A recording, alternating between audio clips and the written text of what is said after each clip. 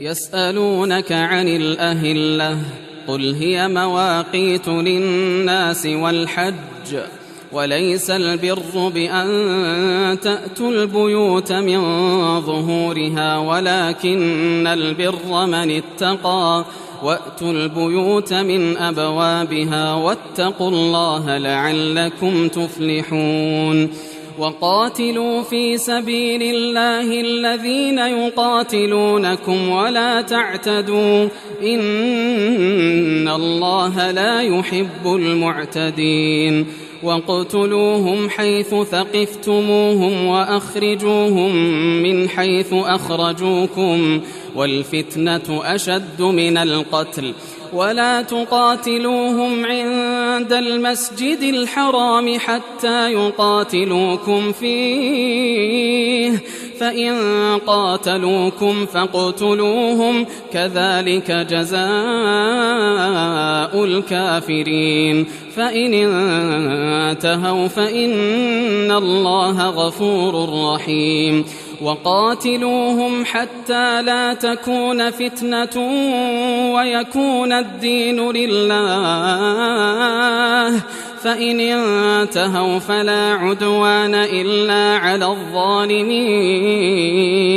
الشهر الحرام بالشهر الحرام والحرمات قصاص فمن اعتدى عليكم فاعتدوا عليه بمثل ما اعتدى عليكم واتقوا الله واعلموا أن الله مع المتقين وأنفقوا في سبيل الله ولا تلقوا بأيديكم إلى التهلكة وأحسنوا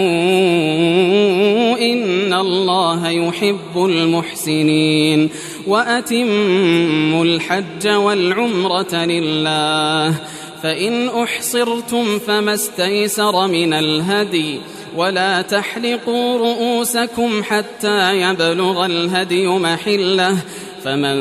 كان منكم مريضا أو به أذى من رأسه ففدية من صيام أو صدقة أو نسك فإذا أمنتم فمن تمتع بالعمرة إلى الحج فما استيسر من الهدي فمن لم يجد فصيام 3 أيام في الحج و7 إذا رجعتم تلك 10 كاملة ذلك لمن لم يكن أهله حاضر المسجد الحرام واتقوا الله واعلموا أن الله شديد العقاب